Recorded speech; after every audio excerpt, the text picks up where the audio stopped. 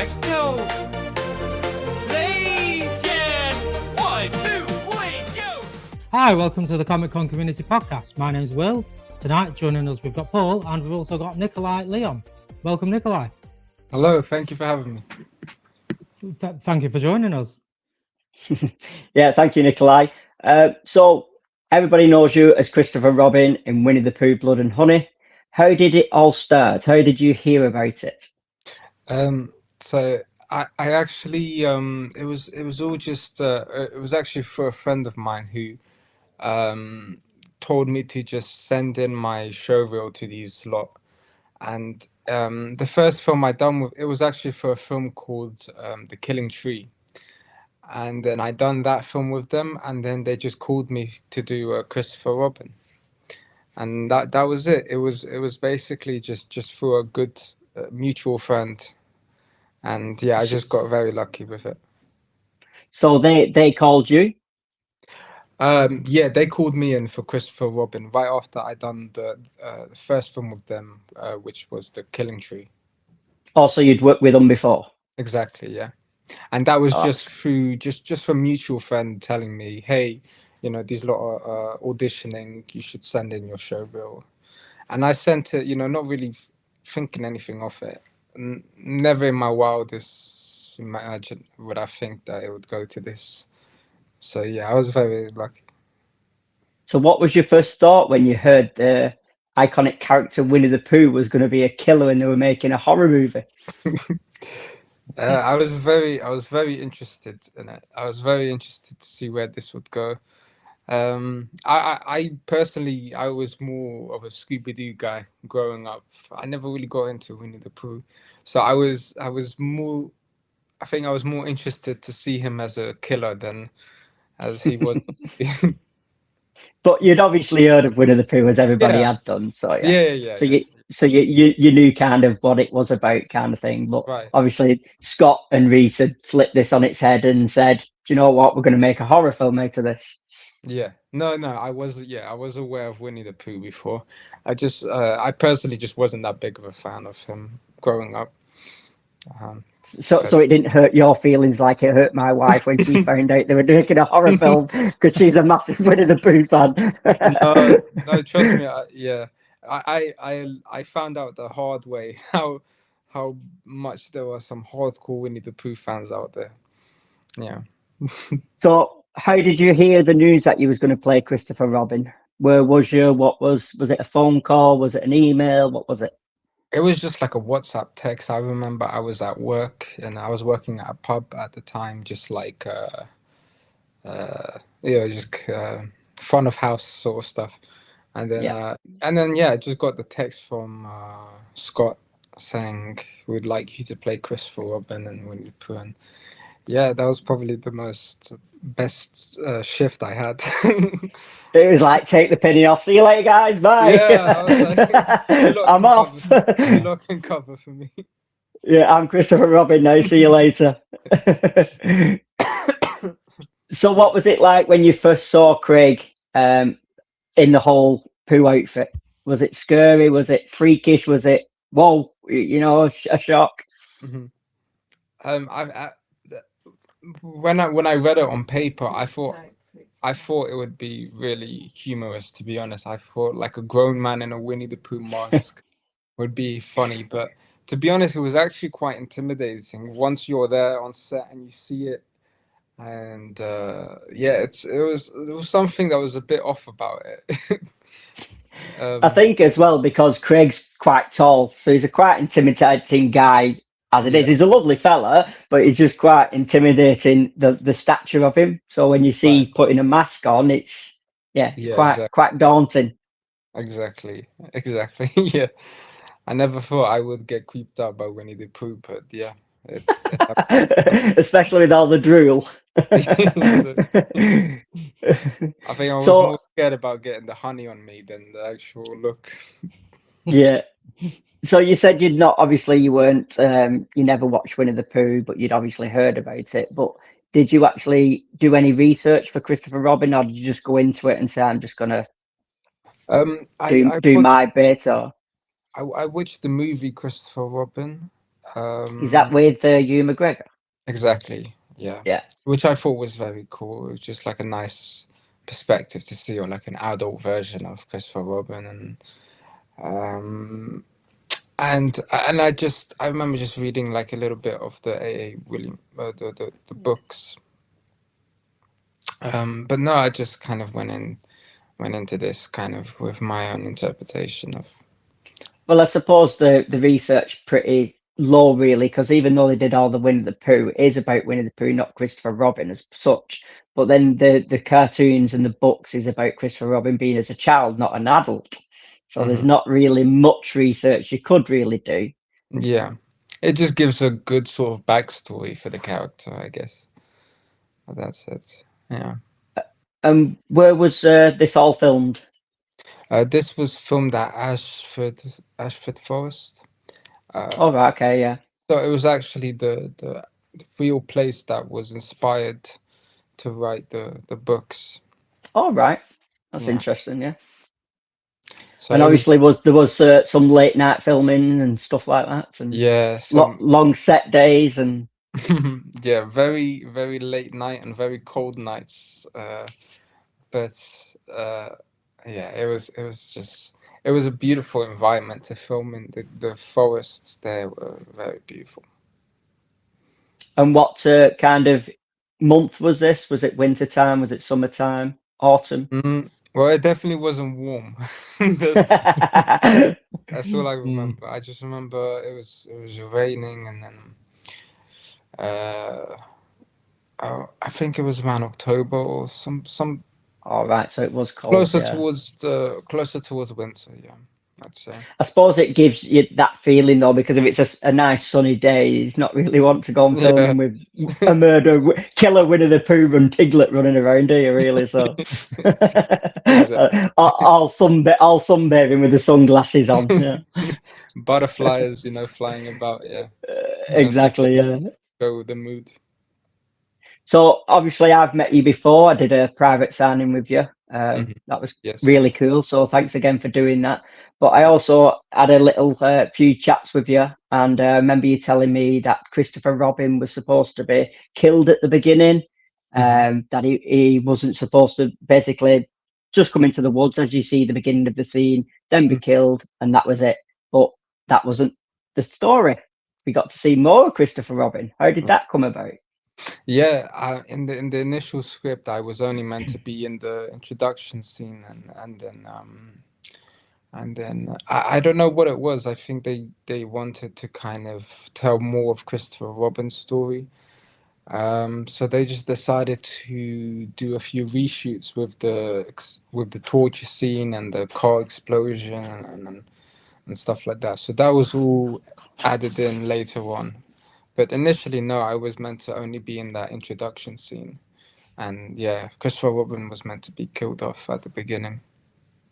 So was you so did you go and film that part and then leave and then a Hmm. couple of weeks, couple of months or whatever it was, you had to get Yeah, called back or yeah. That's but you what thought you was done. You thought I you was thought. done. Yeah, I thought my job was done, and then they just said, "Yeah, we're gonna have to. By the way, you're gonna have to film a torture scene now where you get whipped with Eeyore's tail." So I was like, "Fuck it, let's do Well, it." yeah, why not? Why not? Yeah. Yeah. Who can say and put on their CV that they've been whipped by Eeyore's tail? Exactly. That who can refuse an offer like that? Yeah.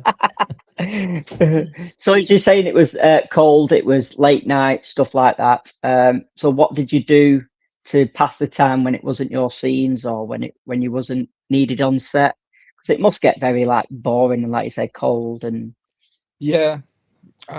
Like for the torture scene, I was just it was quite like an intense scene. So I remember I was just like listening to kind of like sad music or something to kind of get me in the mood, or music tends to really help me in between filming, just to kind of get in the right mood and stuff. If not that, then I would be either gaming on my phone or reading a book or something like that. But for me, the time doesn't go slowly, just because I always love being on set, and yeah, yeah, for me it's like the best place in the world you could be. So the time goes quite quick. So you mentioned the Killing Tree there as well. Was that your first film on set? With Jagged Edge Productions. Yeah, Is that Scott and Reese as well, or exactly. Yeah. it was? Yeah. Hmm. And what was that like? Did you have more scenes in that, or are you the main No, character, or?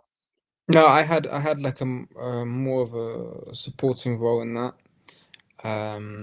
It was just like a really kind of like wacky horror comedy, sort of where this serial killer transforms into a Christmas tree and just starts killing people. Hey, why not? Why not? Yeah, a great Christmas family film, you know.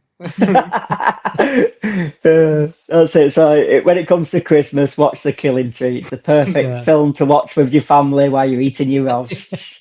No more gremlins. That's it. Yeah, forget the Gremlins. Watch The Killing Tree. Oh yeah. Yeah.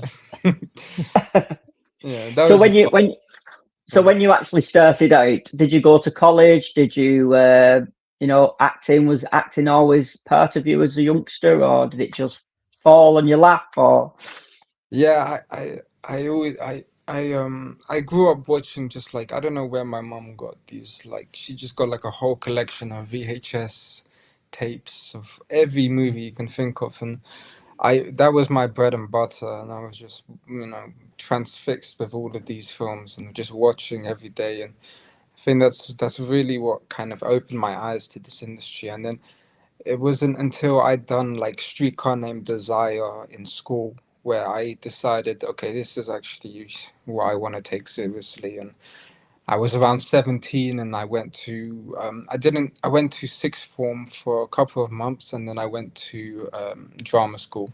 I went to Rose Buford. okay. Yeah.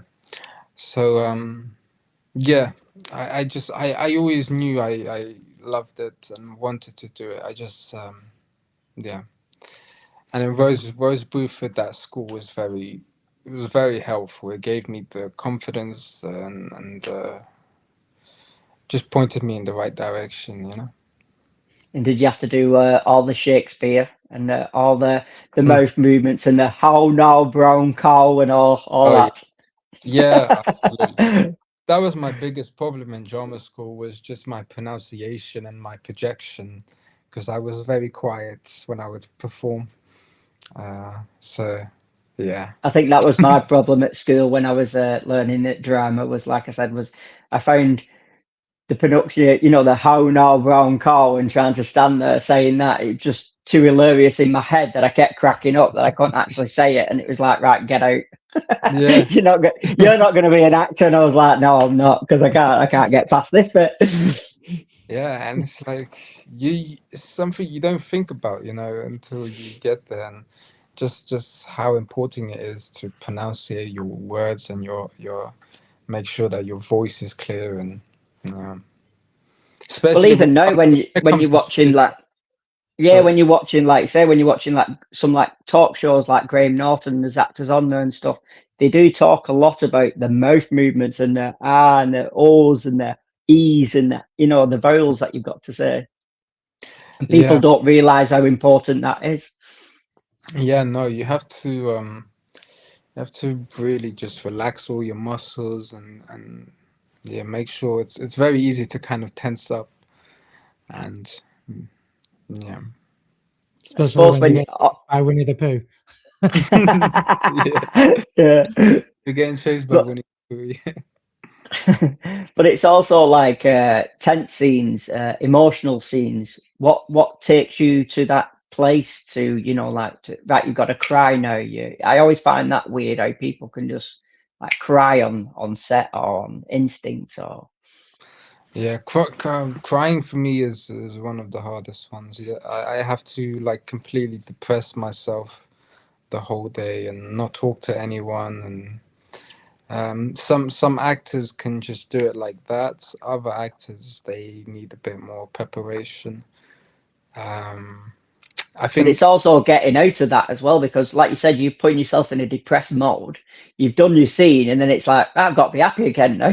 yeah, It exactly. can't be easy. It's very it takes a lot of energy out of you, and yeah, it can be quite dangerous.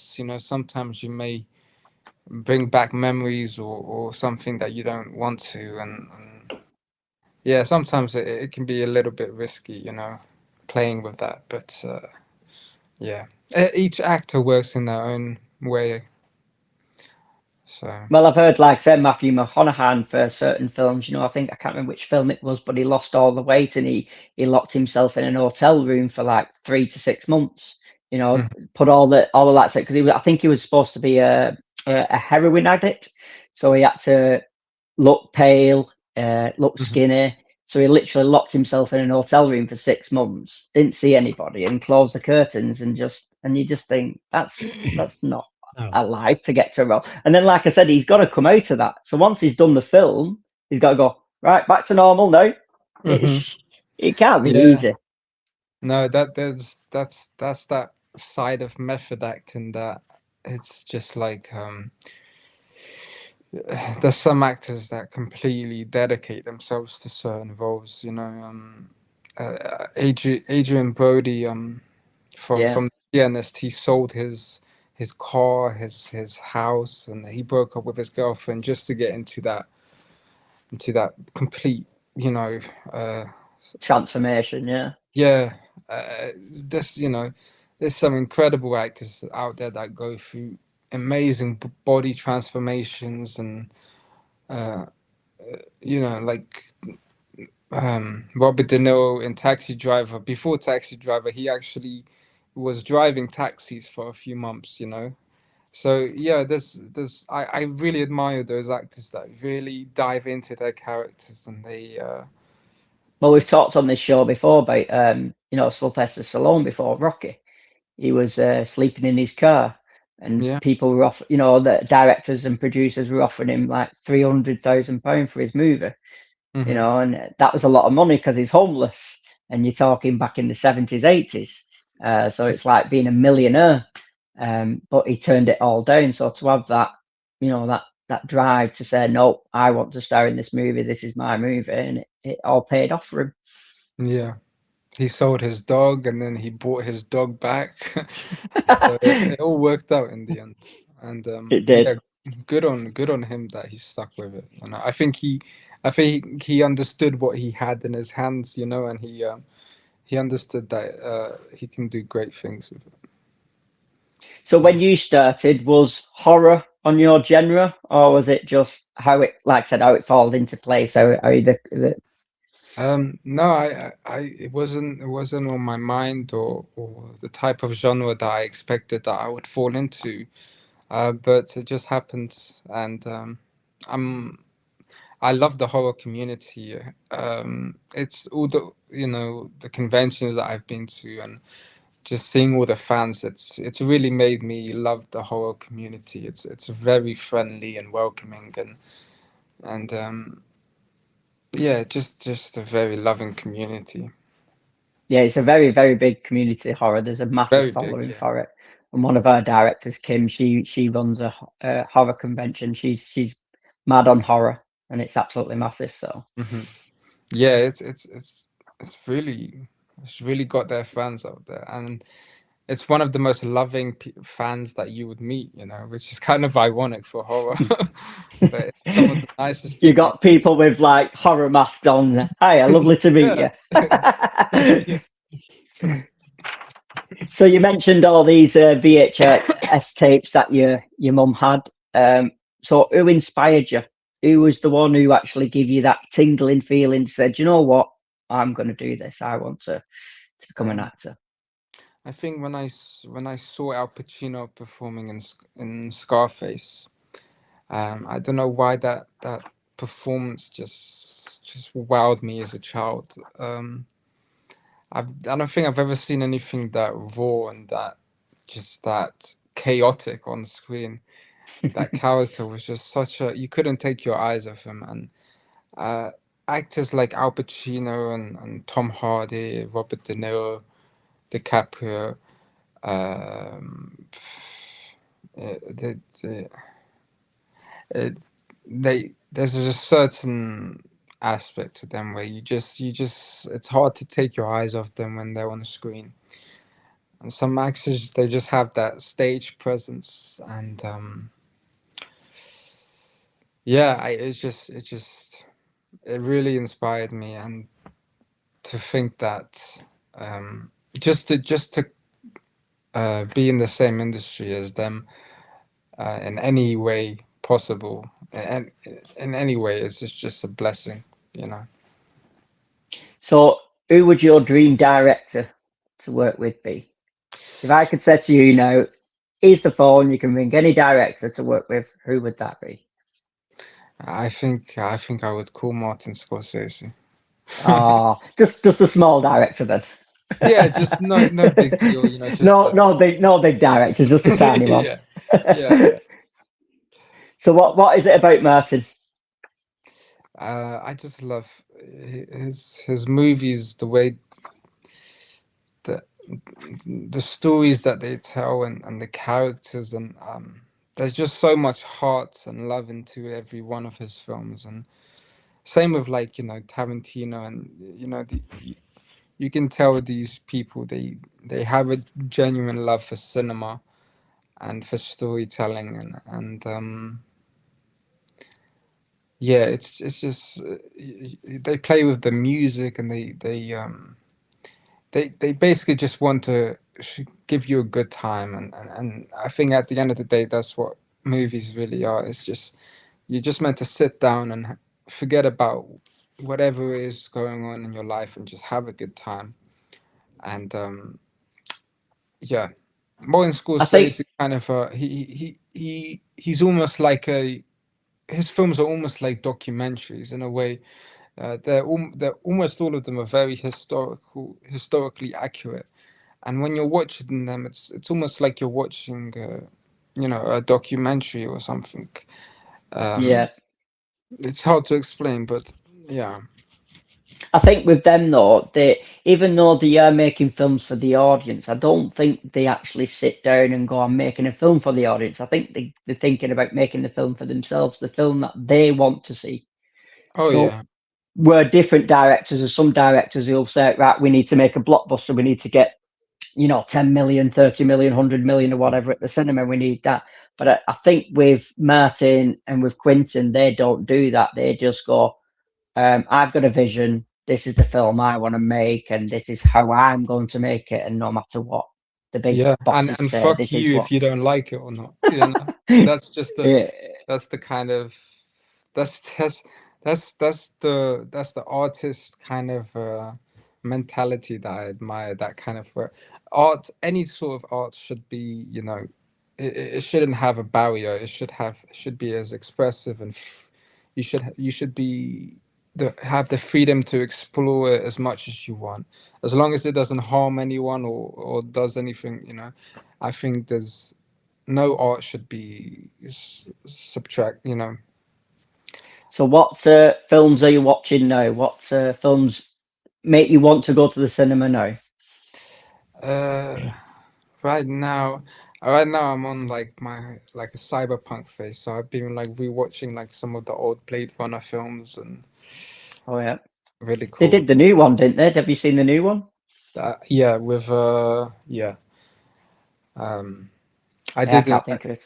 They know who plays him Ryan in it. Gosling and That's it. Yeah, Ryan Gosling. Yes. and Harrison Ford. Yeah, I really loved it. I really enjoyed Do it. you prefer the old one or the I new do one? I do prefer the old one. I I could do, tell that's why I asked that then, because I could tell you going, I like the new one, I like the new one. the new one is just a little bit confusing for me. Like I had to watch it a couple of times to kind of understand what was going on. Oh, don't But get me started on confusing films, because Inception, I still don't know what's going on in Inception. I could watch it again, I still won't have a clue what's going on. yeah, that film is a mind twister. Especially It- with all the buildings turning and everything, and yeah, gone. yeah. Imagine, So yeah, I can't imagine reading the script and imagine what the actors were thinking. Like, what the fuck is this? yeah, basically, what am I supposed to do with this?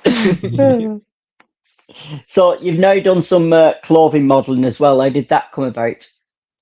um, I started modeling when I was younger, like 16, 17. I think I started 18. I got signed by an agency called Oxygen Models, and then I just started, doing a few photo shoots here or there, some fashion week here or there. It was really fun. I loved just meeting the modeling community was really nice. Meeting different models, and each model had their own sort of fashion and their style, and that's yeah. I enjoyed modeling. Yeah. So did you do the catalogs? Was you in the Littlewoods catalog, or have you heard of the Littlewoods catalog? No, I don't think So I was. Littlewoods catalog, every time it was always like the kids section, and then the women's section, and the male section, and they always had models inside, obviously. So yeah, he did the Oh, clothing. no, I don't think I was lucky enough.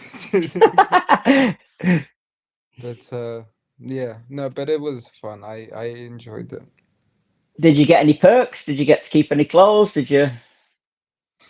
Mm, not as much as I would have hoped. Yeah, You I wanted probably a clean line of them. Just keep sending your clothes, keep sending me jeans, and keep sending. no comment. No comment. When we also met, you mentioned you was getting into music. You know how to play the guitar. You play the guitar. You mentioned before that on set you listen to music and that it soothes you. So, are you still into your music? Are you still playing? Yeah, yeah. I'm still playing guitar. I love music. I think if I wasn't doing acting, I most likely would be focused on something in terms of music, something to do with music. Yeah. Have you been in a band, or is it just playing yourself? Or No, just playing guitar. Yeah, it would be cool to be in a band. I think it would be interesting. why the guitar? What was it about the guitar? I don't know. I think because my uncle was in a band and he played guitar, and as a kid I used to always watch him play guitar, and I was just like, that is like just the coolest thing. And I promised myself that I would teach myself one day, and yeah. Is that what you did? Teach yourself, or did you have lessons, or was it just the old YouTube? And Yeah, that's what it was. YouTube. Yeah, yeah. is it is Just it is it easy to learn off YouTube, or is it just? um.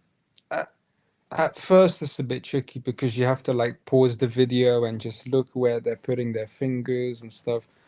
But then once you learn one chord, and then you learn the other chord, and then you can kind of just freestyle. Do what you want, like no. Yeah. I'd be like Wayne's World. That's me playing guitar, and that's it. Yeah. I've just not got the patience to learn. If it doesn't work out the first time, I'm like, yeah, it's not for me. Trust me. Move on to something else. Yeah, Yeah, that's the hardest part. Is also getting your fingers to not hurt, from the strings, because it's Yeah.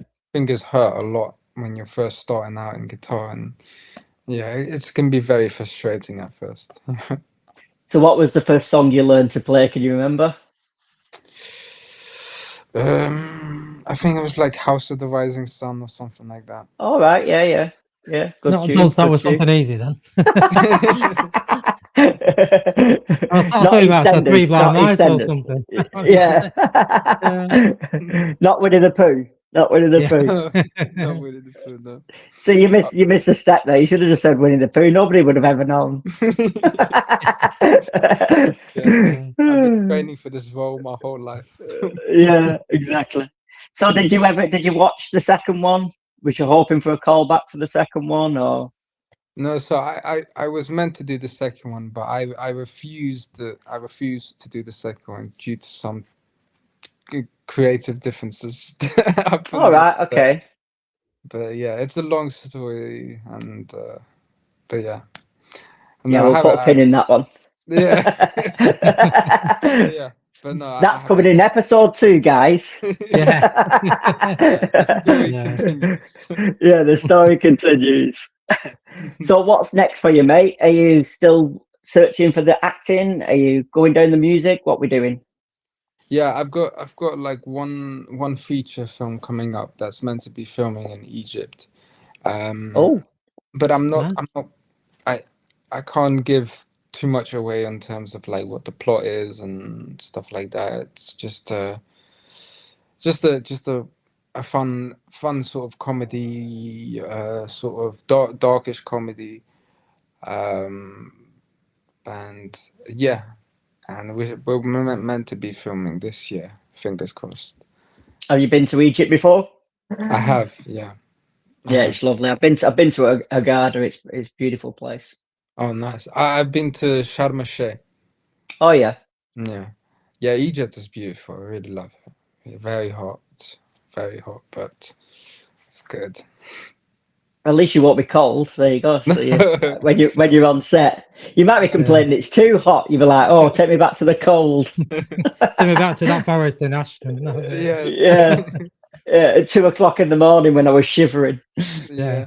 Yeah. No, I don't think I'd ever ask for that again. And Mm. what's it like getting like the fake blood? Is it cold? Is it It was so what's cold. what's like? Yeah, what's the reaction? Because it's got to be a natural reaction, but then you can't. Or they say don't react, and then they pour it on you, and you're like, I've got to react because it's bloody cold. Because that's what I hear about a lot of people who've had fake blood on them. It's so cold? Freezing. It's freezing. And it actually, but the good thing about it is it tasted like it was. I think what they done was they mixed like it had like some sort of chocolate flavor to it. So Oh right. when you drink it, it tastes like chocolate.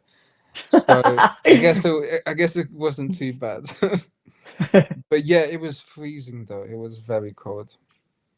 Because we spoke to Joe Malone now. Joe Malone, who's in Scornface, she's got long blonde hair, and she said when she gets all the blood all over it, it takes ages to get out of her hair. It's a nightmare to get out. And I'm thinking, yeah, because it's her hair's long, so Mm.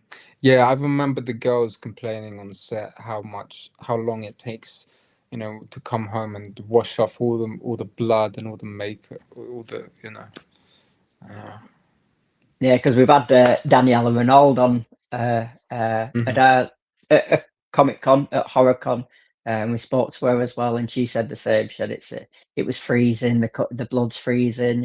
It's hard to get out your hair. mhm. It's this Yeah, and that, but at the end of the day, they loved it. At the end of the day, so yeah, yeah. So when I was screaming when they were pouring the blood on me, that wasn't me acting. That was just me in genuine it's horror. bloody cold. Yeah. Yeah. So as you've gone through like you say, through the schools, through the colleges, through the drama school, what advice would you give up and coming youngsters who are just starting out, who maybe watch Winnie-the-Pooh and gone, I want to be Nikolai, or what advice would you give them? Um, just um, in to just like always just remember why you're doing it, and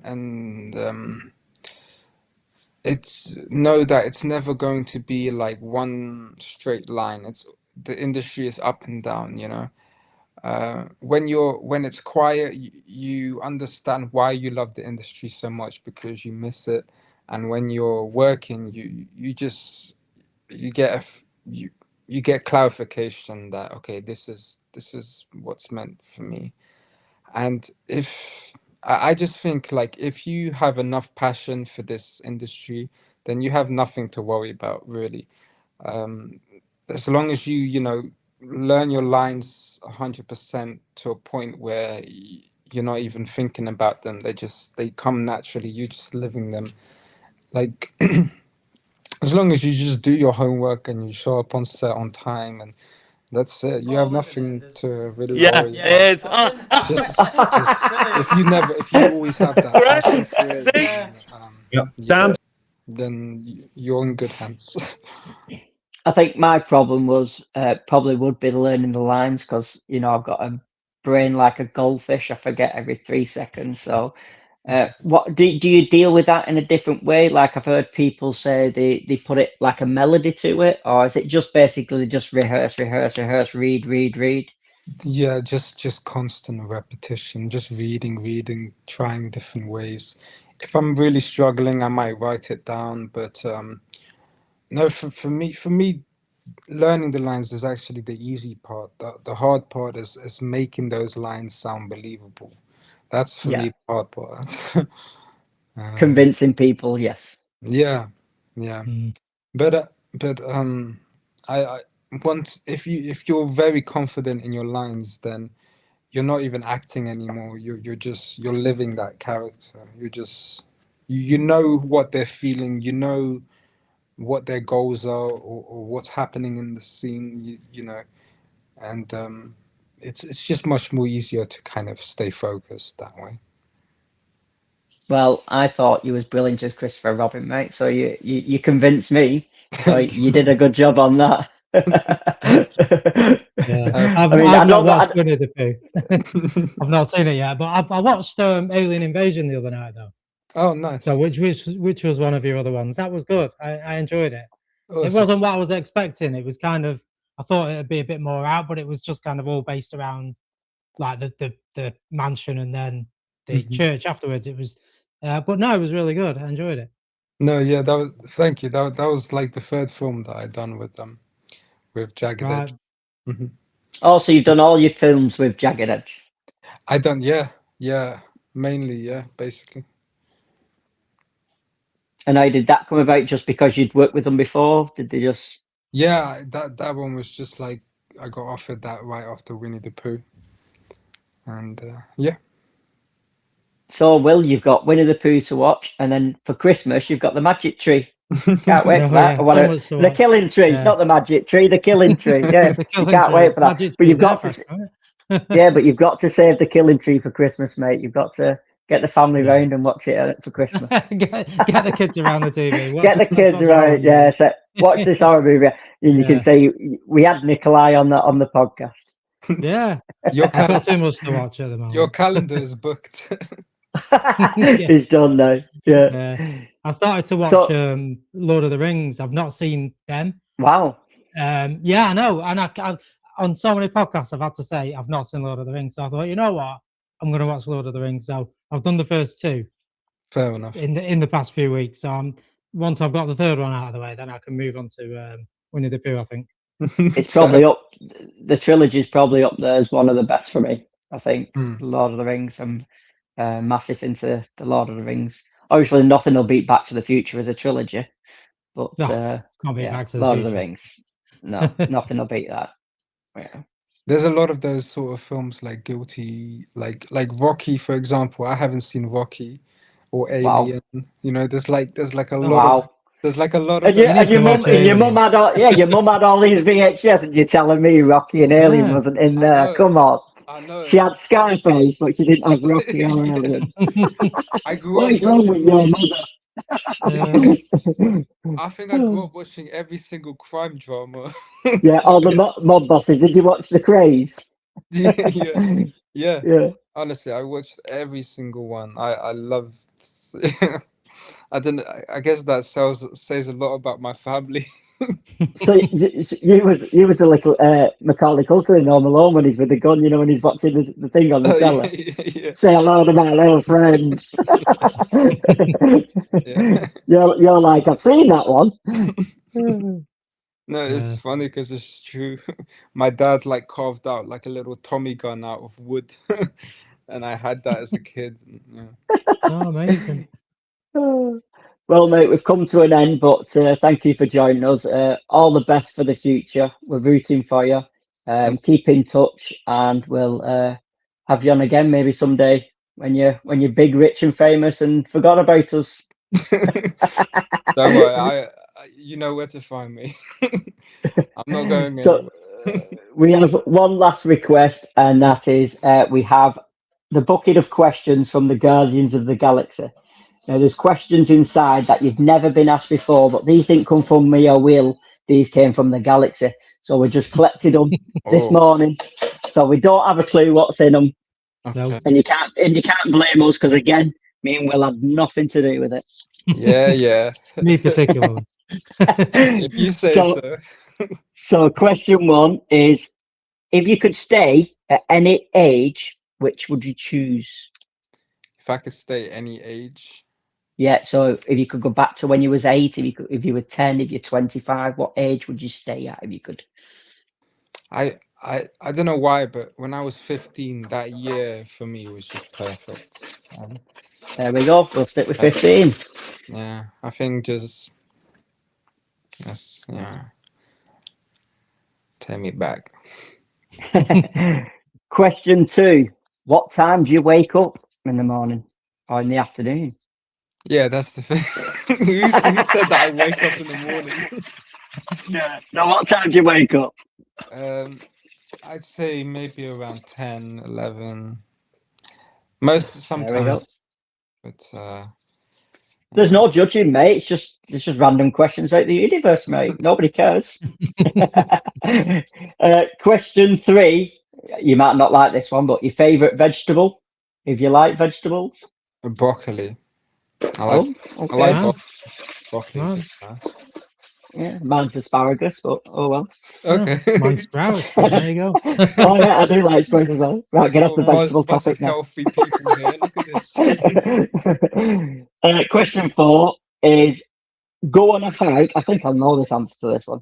Go on a hike or play video games. I'll play video games. I knew that question without even asking it. Don't get me wrong. I love nature. I love nature walks and stuff like that. But I'm a huge gamer. I spend most of my time gaming.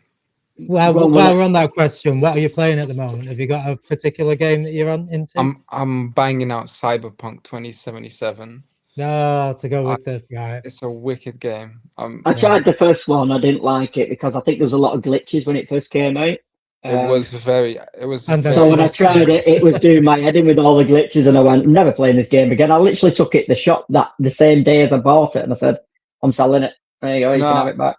Yeah, I don't blame you. It was a nightmare. I was one of the first people as well that got it when it came out, and it was a nightmare. But it's one of the biggest redemption stories for games. Like it done like a massive comeback. So we'll just pause on the last question because I've got an interesting one because you like games. Did you play board games? Just one for Will. Did you play board games, Nikolai, or board games? Yeah. Yeah, just like things like Snakes and Ladders, and mainly Snakes and Ladders, I think I remember playing. Because that's where it normally starts, into the board games, and it goes onto the consoles and the video games, you see. So because you like video games so much, I just wondered if you like board games. Yeah, no, I think Snakes and Ladders was the most popular in my family. Everybody loves a good dice chucker. Oh yeah. Last question: jeans or comfy pants, like pajama pants or tracky bottoms, or do you prefer jeans?